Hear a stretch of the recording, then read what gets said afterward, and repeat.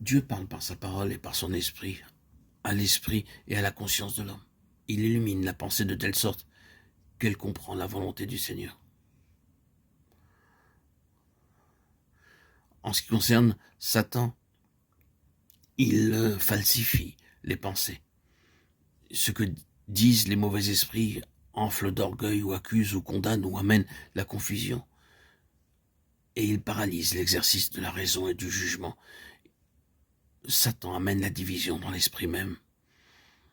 La voix de Dieu dans l'esprit humain qu'habite le Saint-Esprit parle par la conscience et par les Écritures. Jamais elle ne paralyse le fonctionnement des facultés. Jamais elle ne les émousse. Elle ne rend pas perplexes. Elle ne s'oppose pas à l'exercice du jugement et de la raison. La voix de Dieu ne réclame pas une action passive.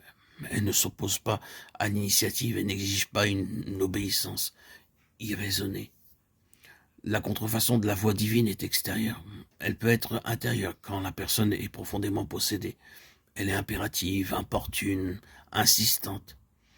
Elle pousse à l'action immédiate. Elle provoque le tumulte, la confusion. Subtiles suggestions sont alors présentes dans l'esprit de l'homme et inondent son esprit. Son insistance provoque la peur et l'homme devient alors l'esclave tremblant d'une puissance surnaturelle mauvaise. Considérer le but et les résultats des communications ou ordres reçus aide à discerner d'où vient la voix. Le croyant sait que Dieu le guide dans l'esprit et par la pensée. Il attire l'esprit et illumine la pensée. L'un et l'autre sont d'accord avec l'entendement et avec les principes que donne la parole de Dieu. Éphésiens 5, 17, Philippiens 1, 9, 11. Quant à la direction satanique, elle se sert de voix, de vision, d'attirance, d'impulsion, qui ne relèvent ni de la raison ni de la pensée et affectent les sens. Elles sont extérieures et contrefont les directions intérieures de l'esprit.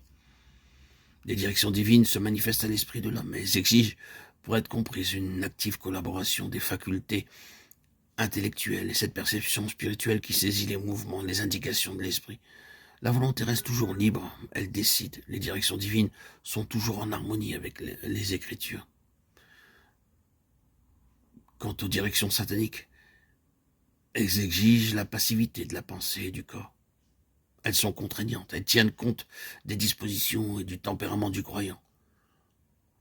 Toute contrainte émanant du domaine surnaturel révèle l'œuvre, porte la marque des mauvais esprits, le sceau de Satan.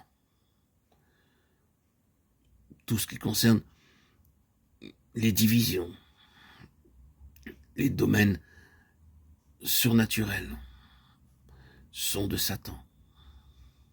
Ce sont des contrefaçons de Satan.